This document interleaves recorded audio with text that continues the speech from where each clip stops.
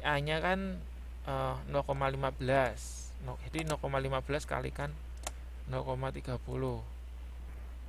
Oh, ini kebalik ini, tapi nggak masalah ya. Kalau perkalian kan sifatnya substitusi ya, bisa kebalik-balik, tapi ini harusnya 0,15 kalikan 0,3 ya. Kemudian 0,2 kalikan 0,4 dan 0,25 kalikan 0,3. Ya coba dihitung untuk menghitung tingkat keuntungan. Sambil dihitung juga, Mbak. Yuk.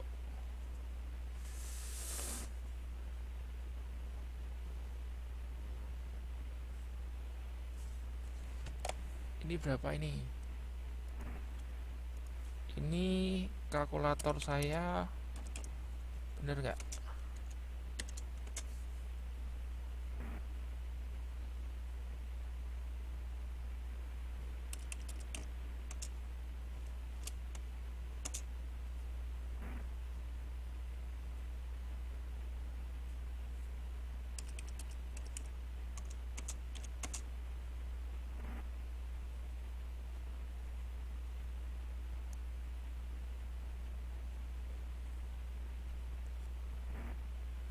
Yuk, jawaban saya 0,2 tingkat keuntungannya, atau 20%.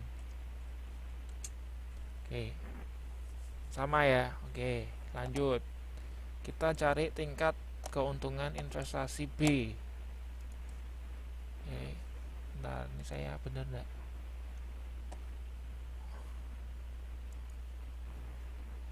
Oh ya, tinggal dikali-kalikan toh. Oke, betul. Sip, lanjut. Yuk. 0,2 kalikan 0,15, hasilnya 0,03, ditambah 0,6,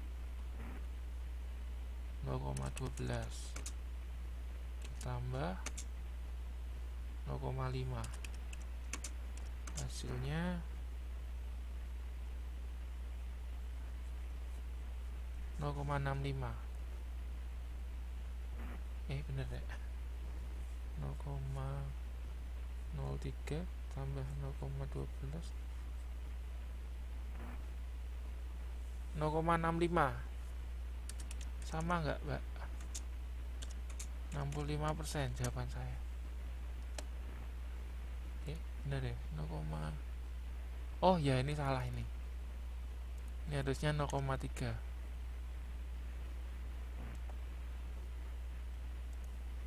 0,2 kalikan 0,15. Oh, bener 0,03. Aduh.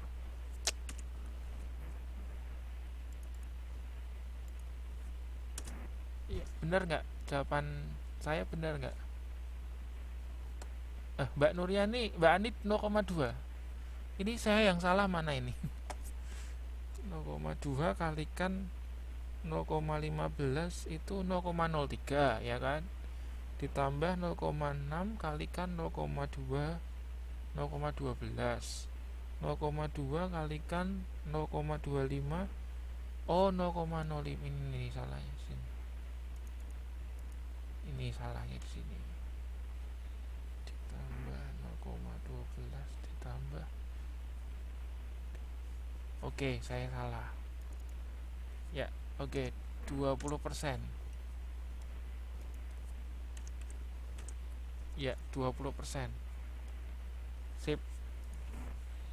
Ya, sampai sini jelas ya. Oke, kita lanjutkan. Sekarang kita menghitung deviasi standarnya atau tingkat resikonya. Akar total PI kalikan akar RI kurangi ER. Ya, kuadrat. Ya, PI-nya, wah ini berarti saya salah nulis nih. Oh, benar-benar. P benar-benar P-nya 3. Benar, yuk benar-benar. Soalnya di sini, Mbak, soalnya ini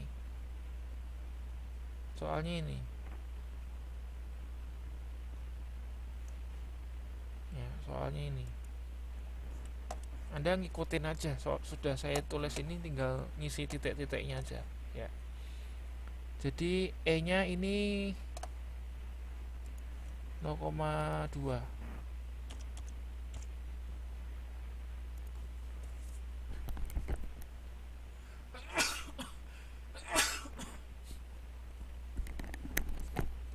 Terus ini berarti 0,2.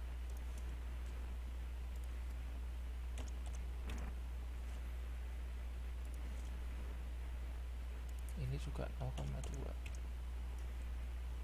Berarti berapa ini? 0,15 dikurangi 0,2 dipangkatkan dikali 0,3. Ini ketemunya 0,00075. Yang ini pasti 0 ya kan, soalnya 0,2 kurangi 0,2 0 ya, 0 pangkat 0 0, 0 kali 0,4 0. Oke. Terus ini berarti 0,25 dikurangi 0,2 kita pangkatkan, terus kita kalikan 0,3, hasilnya 0,00075. Terus setelah itu kita jumlahkan ya, jumlah ketemu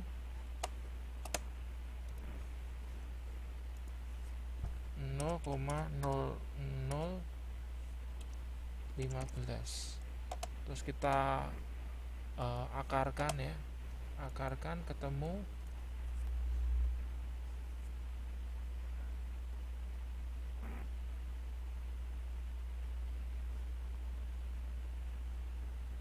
0,0387 atau 38%. 3,87%. Oke, ini untuk tingkat deviasinya. Terus kita bandingkan ke yang B. Ini 0,2 sama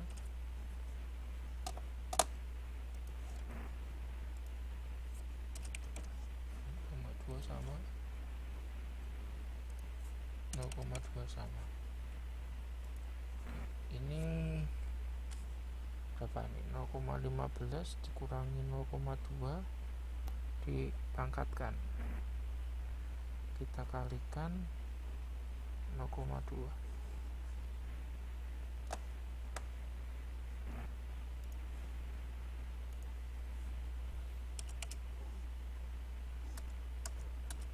Oke, sama ya, ngikutin ya. Oke, terus ini 0,2 kurangi 0,2 0, berarti ini 0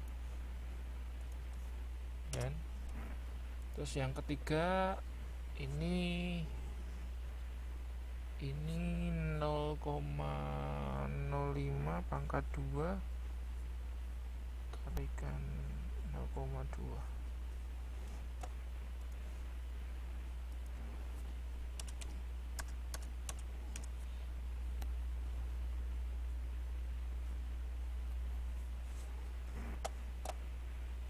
Ketemunya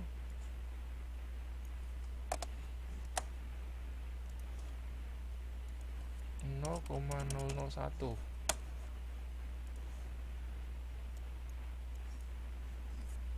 Kemudian kita akarkan, ketemunya adalah punya saya ketemunya 0,0316 atau 3,6 16%. Oke, ini ketemunya. Sama nggak?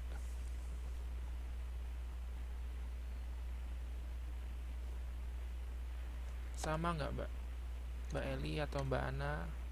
Ngikut ya, ikut ngitung ya. Jadi standar deviasi atau deviasi standar untuk B, investasi B 3,16%.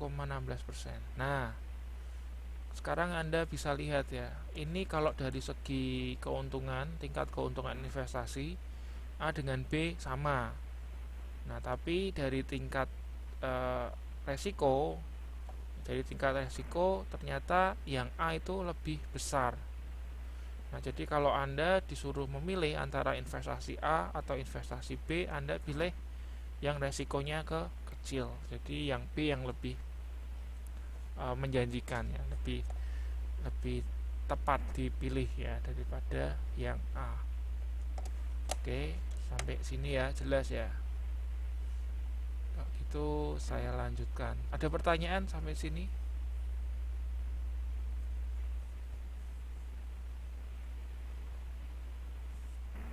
Mbak Yanti, mungkin ada pertanyaan, atau Mbak Ani, Mbak Eli, Mbak Ana, Mbak Elpa, Mbak Leni? Nggak ada ya? Jelas. Oke, lanjut. Nah, sekarang kita masuk ke operating risk ya. Resiko dalam operasi ya, kegiatan. Nah, itu kalau kita ngomong operating risk itu terkait dengan penjualan ya, kegiatan penjualan perusahaan. Nah, kemudian dikatakan di sini laba operasi itu peka terhadap perubahan penjualan. Artinya kalau misalnya penjualan itu kecil, labanya juga ikut kecil ya. Nah, kalau kita ngomong penjualan itu terkait dengan BEP atau titik impas ya. Nah, kalau BEP-nya itu tinggi ya, titik impasnya itu tinggi, artinya resikonya tinggi ya. Jadi semakin tinggi titik impas, artinya resikonya semakin tinggi. Nah, itu kemudian ini untuk menghitung titik impas itu rumusnya ini ya. Untuk menghitung titik impas itu rumusnya Q sama dengan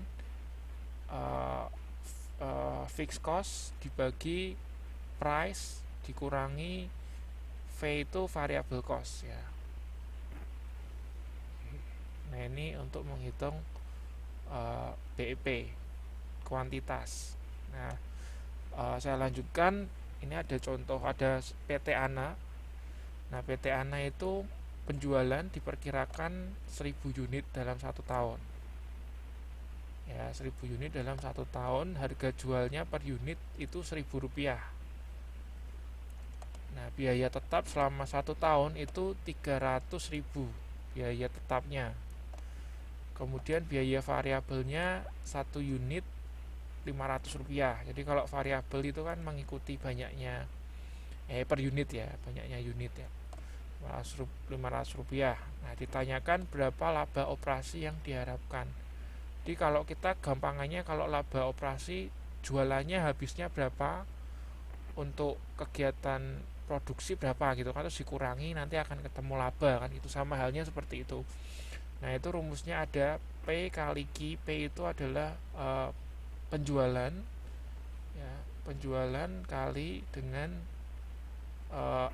P-nya itu price ya. Price kita kalikan dengan kuantitas. Nah, tadi kan barangnya kan dijual 1000 per unit. 1000 per unit, lakunya ada 1000. Jadi 1000 kali 1000 penghasilannya adalah 1 juta. Nah, itu penghasilannya. Dikurangi dengan biaya, total biaya. Nah, kalau kita ngomong total biaya itu ada variable cost dan fixed cost ya. Nah, untuk untuk fixed cost dulu. Untuk fixed cost-nya adalah 300.000. Nah, untuk variable cost-nya kan tadi 500 per unit. Jadi 500 kita kalikan 1000 karena lakunya 1000. Ya, kemudian di total tadi kan penghasilannya 1 juta. Nah, total biayanya 800.000. Jadi PT Ana ini eh, apa labanya ya, laba operasinya adalah 200.000. Nah, ini kemudian kita bandingkan lagi, ada PT Paramita namanya ya. PT Paramita itu sama, jualannya 1.000, harga jualnya juga sama 1.000. Nah, yang beda itu ini bedanya tiap biaya tetapnya. Kalau PT Ana tadi biaya tetapnya adalah 300.000. Kalau PT Paramita biaya tetapnya lebih tinggi, yaitu 500.000. Untuk biaya variabelnya lebih rendah, PT Paramita, yaitu 300. Nah, kalau kita hitung ini ya, kalau kita hitung itu sama, labanya sama-sama 200. Ya, ya, sama-sama 200 ini kalau kita hitung. Tapi kalau ditanyakan mana yang lebih beresiko, nah itu kita perlu menghitung. Nah, menghitungnya itu kita menggunakan tadi BEP itu ya, titik impas. Kita perlu bandingkan dari titik impas kedua perusahaan, PT Paramita dan PT Ana. Terus kita lihat dulu BEP-nya. Nah, tadi kan saya sudah bilang rumusnya ini di atas ini. Q sama dengan FC per P kurangi V. Nah, kita tinggal masukkan aja untuk ini PT Ana. Ya, PT Ana itu tadi fix cost-nya 300.000 kan. Ya, yang pertama tadi ya, PT yang pertama itu fix cost-nya 300.000. Kita bagi price-nya 1.000 dikurangi 500. 500 itu variable cost. Jadi ketemu 600.000, 600 unit. Artinya PT Ana itu akan balik modal gitu ya. Titik impas itu balik modal kalau barangnya itu sudah laku 600 unit. Nah, untuk PT Paramita ternyata untuk balik modal itu harus jualan barang sebanyak 714 unit. Nah, jadi kalau kita bandingkan ini ya, meskipun sama-sama labanya 200.000, tapi untuk operating risk-nya itu PT Paramita lebih tinggi ya. Jadi sebetulnya lebih low risk punya si PT Ana ya, meskipun sama-sama untungnya 200.000. Jadi kalau kita ngomong mengenai operating risk itu tadi terkait dengan biaya tetap dan biaya variabelnya ya, itu seperti itu mengenai operating risk. Sampai di sini ada pertanyaan, Mbak? Sampai sini ada pertanyaan? Enggak ya, gampangan ya, saya lanjutin. Nah, kemudian ini ada istilah DOL. DOL itu adalah rasio antara ya, DOL itu adalah rasio antara penurunan laba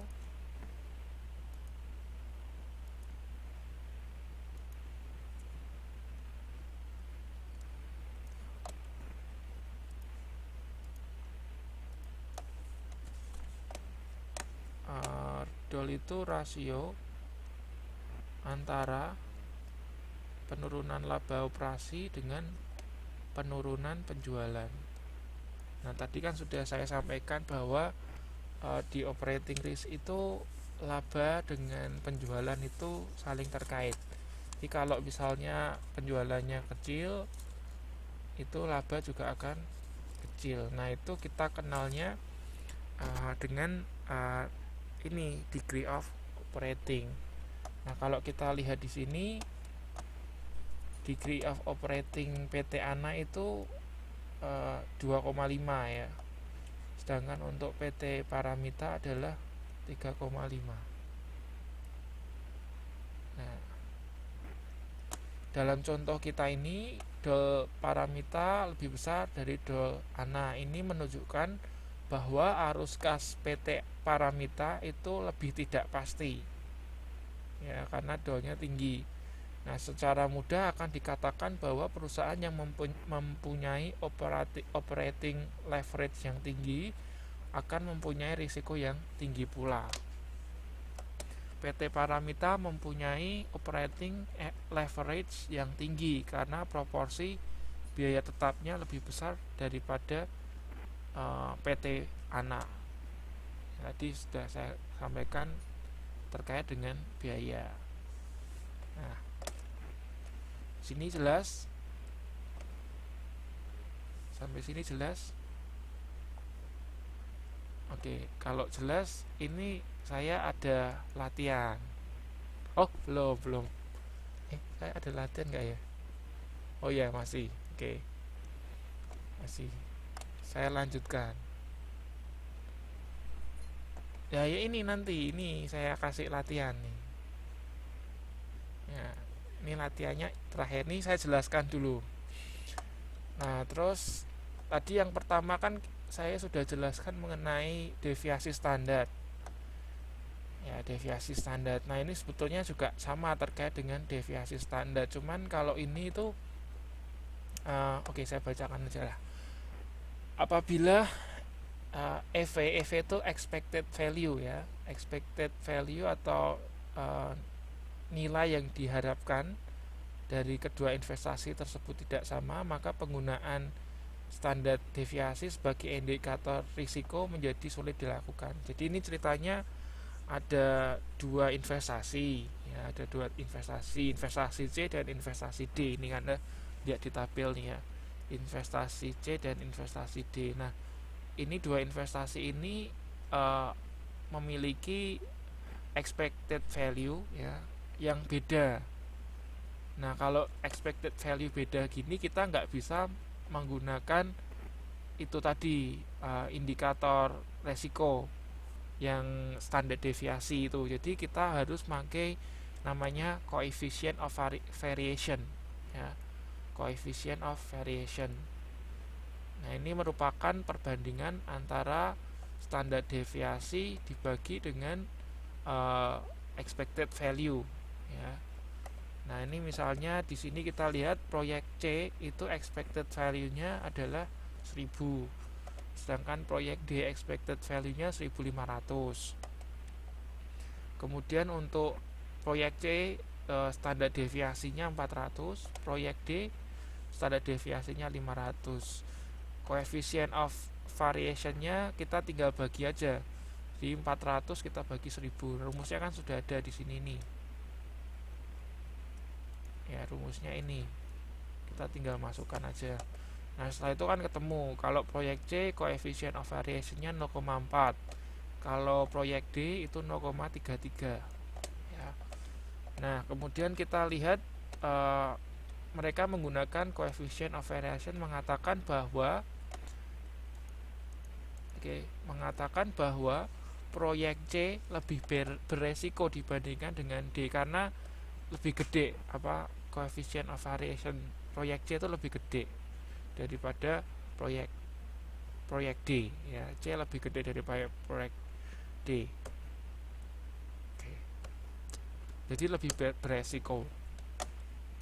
Oke, itu ya bedanya antara coefficient of variation dengan standar deviasi yang tadi ya. Jadi kalau yang tadi itu sama-sama expected value-nya sama, tapi kalau ini dua proyek expected value-nya beda. Oke. Yuk, ini latihannya ini. Mbak Elpa ini, Mbak.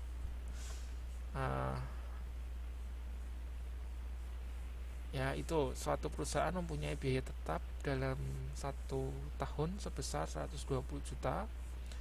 Biaya variabel persatuan sebesar 5.000. Sedangkan harga jual persatuan sebesar 8.000. Berapa titik impas perusahaan?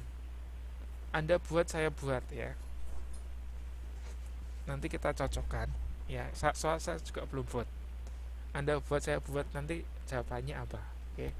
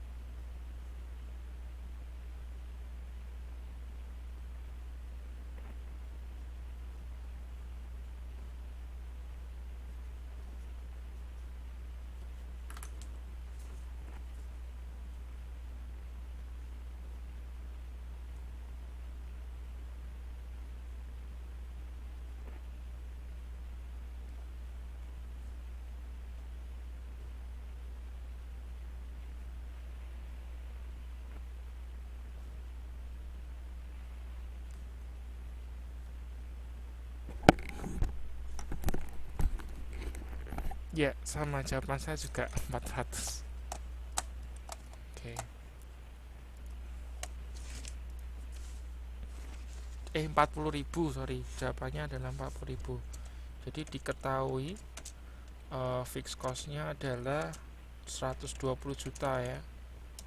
Kemudian untuk variable cost-nya adalah 5.000. Untuk price-nya adalah 8.000. Ditanyakan key PEP atau key ya, sama. Kemudian jawabnya, rumusnya tadi kan key sama dengan fixed cost dibagi price dikurangi variable cost. Nah, kita tinggal masukkan ke rumus 120 juta dibagi 8.000 dikurangi 5.000.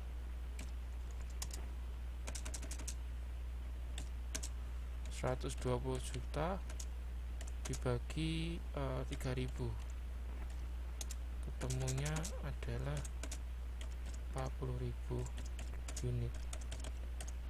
Oke.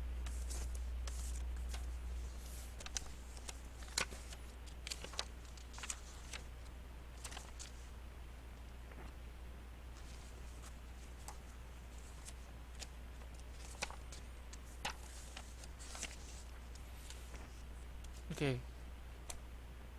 Putus, enggak putus kok, lancar Ki, tempat saya lancar kok. Yang lain terdengar ya, nggak putus ya, atau mungkin di jaringannya Mbak Yani mungkin lagi error. Oke, ini untuk BEP menghitungnya jelas ya. Jawabannya berarti B.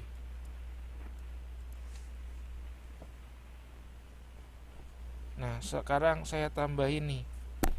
Kalau perusahaan pada soal ini ya mampu menjual sebesar 60.000,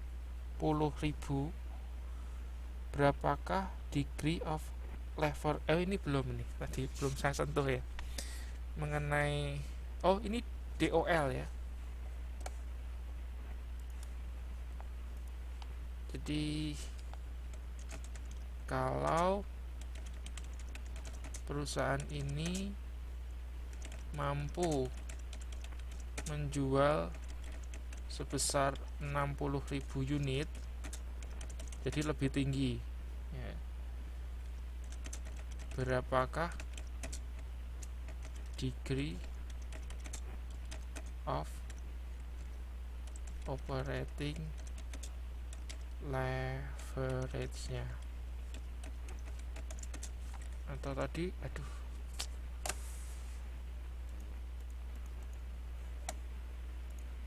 DOL.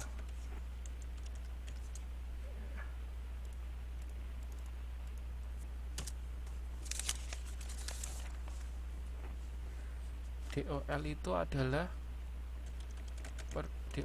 adalah perbandingan antara